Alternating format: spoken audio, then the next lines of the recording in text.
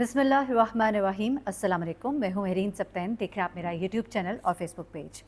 नाज़रीन, जैसे कि अपने इस चैनल पर आपके साथ मैं सोशल इश्यूज़ उन्हें टच करती हूँ, आपके साथ बहुत सी कहानियाँ शेयर करती हूँ, कुछ ऐसी खबरें भी जो हमारे दिलों के बहुत करीब है वो भी आपके साथ शेयर करती हूँ। और आज एक ऐसी ही खबर, बड़ी तकलीफ़ दे खबर आपके साथ शेयर कर रही हूँ। एक तकलीफ़ दे कहानी मैनचेस्टर यूके से, जहाँ पर एक बड़ी ही प्यारी बच्ची है, 24 साल इसकी उम्र थी। अभी इसने ज़िंदगी की बहारें भी नहीं देखी थी, लेकिन 9 अक्टूबर 2024 को यूके की एक सिटी मैनचेस्टर में सुबह के वक्त 11:40 पर जो वहाँ की मुकामी पुलिस है उसको एक फ़ोन आता है और उस फ़ोन में कहा जाता है कि जल्दी यहाँ पर पहुँचा जाए। एड्रेस दिया जाता है, पुलिस वहाँ पर पहुँचती है तो वो देखते हैं कि घर की सीढ़ियों के पास एक नौजवान लड़की जिसकी उम्र तकरीबन 24 साल है वो मुर्दा हालत में पड़ी है। उसका ससुर उस घर में मौजूद होता है और वो रो रो कर पुलिस को बता रहा होता है कि मुझे नहीं मालूम इसको क्या हुआ, मैं जब आया तो मैंने देखा कि ये ज़मीन पर बेसुध पड़ी है और मैंने आपको फ़ौरन फ़ोन किया।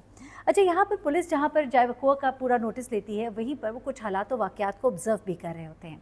यहाँ पर वो ससुर से ये सवाल करते हैं बड़े एहतियात के साथ कि ठीक है, वो गम में होंगे, हमें थोड़ा ख्याल करना चाहिए, लेकिन उनसे सवाल करते हैं कि आपने फ़ौरन ही इमरजेंसी नंबर पर फ़ोन क्यों नहीं किया, 911 पे फ़ोन क्यों नहीं किया। तो वो थोड़ा परेशान तो नहीं दिखाई देता, लेकिन ज़रा रुक कर कहता है कि मैं डर गया था, मैं परेशान हो गया था, मुझे कुछ समझ नहीं आ रही थी और मैंने पुलिस को फ़ोन कर दिया। यहाँ पर पुलिस के ज़हन में एक सवाल ज़रूर आया कि लोगों को पुलिस का नंबर इतना अज़बर नहीं होता जितना कि 911 का नंबर अज़बर होता है, जो कि 1-2 तक के बच्चों को ज़ुबानी याद कराया जाता है। अब ये लड़की जिसको उन्होंने देखा जो कि मुर्दा हालत में थी, एम्बुलेंस की टीम जो है वो वहाँ पर पहुँचती है। ये शख्स जो है ये वहाँ पास खड़ा होता है और इस शख्स के बारे में पता लगता है कि इसका नाम नदीम है, जो कि इस लड़की का ससुर है, और ये लड़की जो है इसका नाम मिशाल इलियास है। पाकिस्तानी ये लड़की है, उम्र इसकी 24 साल है। ये शख्स नदीम, इसकी उम्र 53 ईयर्स बताई जा रही है। मिशाल की शादी जो है नदीम के बेटे गुलरेज़ के साथ तकरीबन 6 महीने पहले हुई थी और ये इनकी फ़ैमिली दोनों एक दूसरे को बहुत अच्छे से जानते थे और पीछे पाकिस्तान में इनकी आपस में एक बहुत अच्छी लाइज़ोन थी और उसके बाद उन्होंने अपने बेटे का रिश्ता मांगा और उसके बाद इस बच्ची की शादी होती है और ये शादी होकर यहाँ यूके आ जाती है। अच्छा, अब नदीम साहब जो हैं वो कहते हैं कि 10:40 पर मैं सोकर उठा। सुबह मेरी जो बहू है उसने मुझे नाश्ता दिया, मैं सो गया। मैं 10:40 पर उठा, मैं नीचे आया तो मैंने देखा कि मिशाल सीढ़ियों पर बेसुध पड़ी है। फिर मैं भाग कर जाता हूँ, कहता है कि मैंने इसका सर जो अपनी गोद में रखा, मदद के लिए पुकारा, कोई ना आया, तो फिर मैंने मोबाइल निकाल कर दानिश को यानी कि इसके शौहर को कॉल की, पूरी बात जो है मैंने उसको बताई और उसके बाद वो कहता है कि मैंने पुलिस को फ़ोन किया। अब वो ये कहता है कि मुझे ऐसे लगता है कि जैसे कोई घर में दाखिल हुआ था और उसने मिशाल का कत्ल कर दिया है। अब पुलिस जो है अपने तरीके से तफ्तीश जो है वो शुरू कर देती है। यहाँ पर कुछ शक़ूक व शुबहात उनको ये थे मौजूद, जो कि मैंने आपको बताया कि एक तो ये 911 पे फ़ोन क्यों नहीं किया। उसके अलावा पुलिस को शक होता है साइट पर जो एक मोबाइल फ़ोन पड़ा होता है उसके ऊपर भी। अच्छा, अब यहाँ पर जो मोबाइल फ़ोन था उसको जब अपने तहवील में लिया जाता है तो उसमें से कुछ चीज़ें मिलती हैं। वो आखिरी वक्त की तस्वीर जो इस लड़की की है वो उसके अंदर होती है। मालूम किया जाता है ये फ़ोन किसका है, तो वो फ़ोन ससुर का होता है। यानी कि ससुर के पास इतना एक टाइम था और वो इतनी परेशानी में था कि उसे 911 का नंबर तो नहीं याद रहा, लेकिन उसे अपनी मरी हुई बहू की तस्वीर लेना जो है वो याद रह गई थी। मिशाल जो है एक नहायत ही सीधी-सादी लेकिन पढ़ी लिखी लड़की थी। पाकिस्तान में ये फ़ैमिली रहती थी मुल्तान छावनी में और मिशाल और गुलरेज़ के ख़ानदान जो है ये शादी के बंधन में इनको बांधते हैं और उसके बाद ये यूके आ जाती है। ये बहुत खुश होती है कि अब मैं यूके में अपनी लाइफ़ जो है उसको आगे बढ़ाऊँगी, लेकिन ऐसा नहीं होता। होता कुछ इस तरह से है कि इसका एक देवर था जिसका नाम दानिश था, शादीशुदा था, उसके 2 बच्चे थे। वो भी यहाँ रहते थे, इसके ससुर भी यहाँ रहते थे और आहिस्ता-आहिस्ता ससुर ने अपना रंग दिखाना शुरू किया। ससुर एक बड़ा ही टिपिकल किस्म का, जैसा सासें कई दफ़ा कहा जाता है बड़ी सख्त होती हैं, एक बड़ा ही सख्त किस्म का ससुर था। ये एक कंपनी में काम कर रहा था, एक सिक्योरिटी गार्ड की कंपनी थी और वहाँ इसको चूँकि डायबिटीज़ थी तो पाँव पर एक ज़ख़म निकल आया, ठीक होने का नाम नहीं ले रहा था, तो कंपनी ने नदीम को नौकरी से निकाल दिया। अब नदीम जो है वो हर वक्त घर पर रहता था, एक बड़ा ही ज़ालिम ससुर था, हर वक्त मिशाल से काम कराता था, नोक झोंक करता था, कामों में खराबी ढूंढता था, इसको जलील करता था, कोई मौका हाथ से जाने नहीं देता था और फिर इसको ये एहसास दिलाता था कि तुम्हें हम सिर्फ हमारे बेटे के लिए नहीं लाए, तुम्हारा काम हमारी खिदमत भी करना है, तुम हमारे लिए भी काम करो। इन बातों से वो कई दफ़ा बहुत तंग होती थी, कभी कभी अपनी दोस्तों से, अपनी वालदा से ये गिले करती थी। फिर इसकी वालदा इसको समझाती थी कि अभी वो तुम्हें समझते नहीं, थोड़ा टाइम लगेगा, थोड़ा और वक्त दो। ऐसे में इसकी एक दोस्त जो है वो पाकिस्तान से यूके आती है और इससे बड़ा प्लान बनाया होता है कि मैं उससे मिलूंगी, उससे हम बातें करेंगे, गपशप लगाएंगे, कोई अच्छा वक्त गुजारेंगे। ये सारे प्लान्स उसके तब धरे के धरे रह जाते हैं जब उसका ससुर नदीम जो है वो उसे कहता है कि घर के बहुत से काम हैं और तुम कहीं नहीं जा सकती। ये एक अच्छी बहू होने का सबूत देते हुए उससे इजाज़त लेती है, उसे पूछती है कि क्या मैं अपनी दोस्त से मिलने जा सकती हूँ, लेकिन वो इसको सख्ती से मना कर देता है।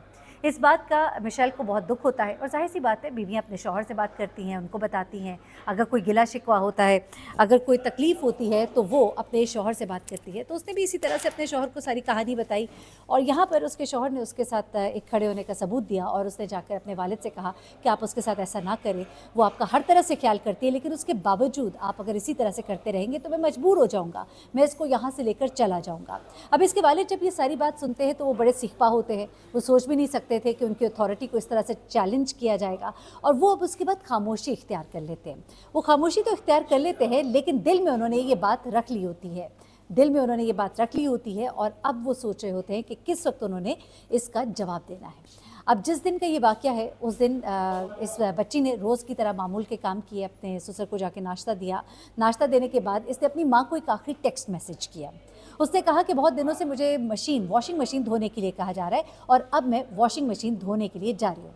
अब ये जब आखिरी मैसेज था उसके बाद इसका अपनी माँ से कोई राबिता नहीं हुआ। अब होता कुछ इस तरह से है कि जब ये अपने ससुर को नाश्ता देती है तो इसका ससुर जो है वो प्रिटेंड करता है कि वो सो गया है, लेकिन वो असल में सोया नहीं होता है। बड़ी माज़रत के साथ आपको इस वक्त इस एनवायरनमेंट में काफ़ी आवाज़ें आ रही होंगी। मैं चूँकि ट्रैवलिंग में हूँ तो ट्रैवलिंग के दौरान आपके साथ राब्ते में रहना बहुत ज़रूरी था। एनीवे, अब क्या होता है जनाब कि ये जो लड़की है ये वॉशिंग मशीन धोने के लिए जब सीढ़ियाँ उतर के नीचे जाती है, इसका ससुर जो कि प्रिटेंड कर रहा होता है वो सो रहा है, वो सोते से उठता है, यानी कि उठता है, अपने कमरे से निकलता है, इसके पीछे जाता है, इसके गले में जो दुपट्टा है वो डालकर इसका गला घोंट देता है और फिर ये सारी एक्टिंग करता है जो कुछ उसने किया और पुलिस को फ़ोन किया। अब जब पुलिस इससे बार बार पूछती है तो सवाल जवाब करती है, ये मुसलसल यही कह रहा होता है कि मुझे नहीं मालूम क्या हुआ, कैसे हुआ।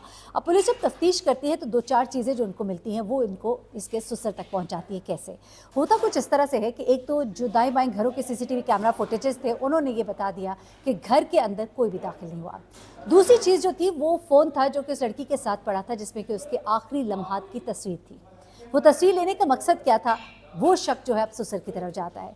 अब तीसरी जो सबसे बड़ी चीज़ होती है वो ये होती है कि इस लड़की के नाखूनों से स्किन का सैंपल मिलता है, जिसका जब डीएनए किया जाता है तो फिर वो इसके ससुर से मैच हो जाता है।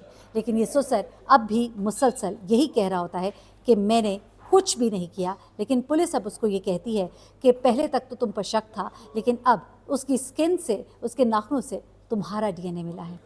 उसके बाद जो बात सामने आ रही है वो यही है, मिशाल को इसलिए कत्ल किया था क्योंकि वो काम नहीं करना चाहती थी। कत्ल के केस में नदीम को सज़ाए मौत की सज़ा जो है वो वहाँ पर सुनाई गई है। लेकिन बड़े ही अफसोस की बात है, अपनी बेटियों को बड़े ही शौक़ से, चाव से ब्याह कर जब आप बाहर भेजते हैं तो उनकी खैर खबर ज़रूर लिया करें।